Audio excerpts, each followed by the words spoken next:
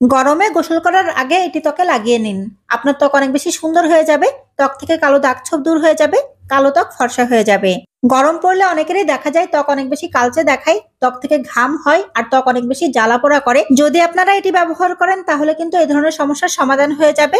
ত্বক অনেক বেশি সুন্দর হয়ে যাবে। ত্বক থেকে রোদে পড়া দাগ দূর হয়ে যাবে।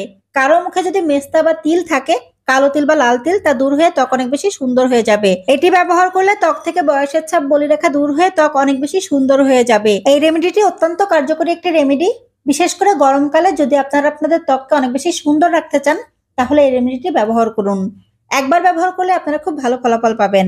তো এই রেমেডি তৈরি করার জন্য প্রথমেই আমাদের যে উপাদানটি লাগবে তা হচ্ছে হলুদের গুঁড়া।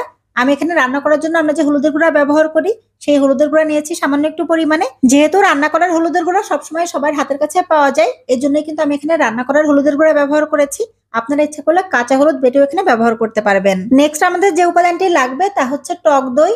টক দই আমাদের ত্বকের জন্য অত্যন্ত উপকারী। টক দইকে বলা হয় ন্যাচারাল ব্লিচ, যা আমাদের ত্বককে একদম ভেতর থেকে উজ্জ্বল ফর্সা করে আর ন্যাচারালি ত্বকে অনেক বেশি উজ্জ্বলতা নিয়ে আসে, হোয়াইট এবং ব্রাইট করে। ত্বকে জমে থাকা ময়লা পরিষ্কার করতে এবং বিভিন্ন ধরনের কালচে দাগ ছোপ দূর করতেও টক দই খুবই কার্যকরী একটি উপাদান। এই রেমেডি তৈরি করার জন্য এখানে আমরা 2 চামচের মতো টক দই নিয়ে নিব। আর টক দইটা অবশ্যই আগে একটু ফেটিয়ে নিতে হবে, তাহলে আমাদের রেমেডি তৈরি করার জন্য সুবিধা হবে। নেক্সট আমরা এখানে যে উপাদানটি অ্যাড করে দিব তা আমাদের হাতের কাছে সবসময়ই থাকে, আর সেই উপাদানটি হচ্ছে বেসন। বেসন আমাদের ত্বককে ভেতর থেকে উজ্জ্বল ফর্সা করে, ত্বককে গভীর থেকে পরিষ্কার করে। এরপরে এখানে আমরা অ্যাড করে দিব 1 চামচ পরিমাণ মধু। ত্বক থেকে দাগ ছোপ দূর করে ত্বককে নরম কোমল করতে মধু অত্যন্ত কার্যকরী একটি উপাদান। এখানে আমি মোট 4টি উপাদান দিয়েছি। এই 4টি উপাদান এখন আমরা একটু ভালো করে একসাথে মিশিয়ে নিব। প্রথমেই কিন্তু আমরা এখানে কোনো প্রকার পানি বা লিকুইড কোনো উপাদান ব্যবহার করব না। যেহেতু আমরা টক দই ব্যবহার করেছি, এটা কিন্তু অনেকটাই নরম হয়ে যাবে, তাই প্রথমে আমরা একটু হালকা করে মিশিয়ে নিব। যদি আমাদের প্রয়োজন হয় সেই ক্ষেত্রে আমরা কিন্তু এখানে গোলাপ জল বা তরল দুধ অথবা নরমাল পানি অ্যাড করে দিব। মিশ্রণটি যেহেতু গাঢ় হয়ে গেছে, আমি এখানে কিছুটা পরিমাণ গোলাপ জল অ্যাড করে দিচ্ছি।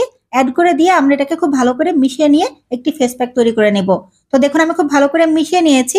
আমার ফেস প্যাক কিন্তু তৈরি করা হয়ে গেছে। এভাবে করে আমাদেরকে ফেস প্যাকটি তৈরি করে নিতে হবে আর ব্যবহার করতে হবে। এটি আপনারা গোসল করার আগে ব্যবহার করলে বেশি ভালো হবে, তবে আপনারা চাইলে কিন্তু যে কোনো সময় ব্যবহার করতে পারবেন।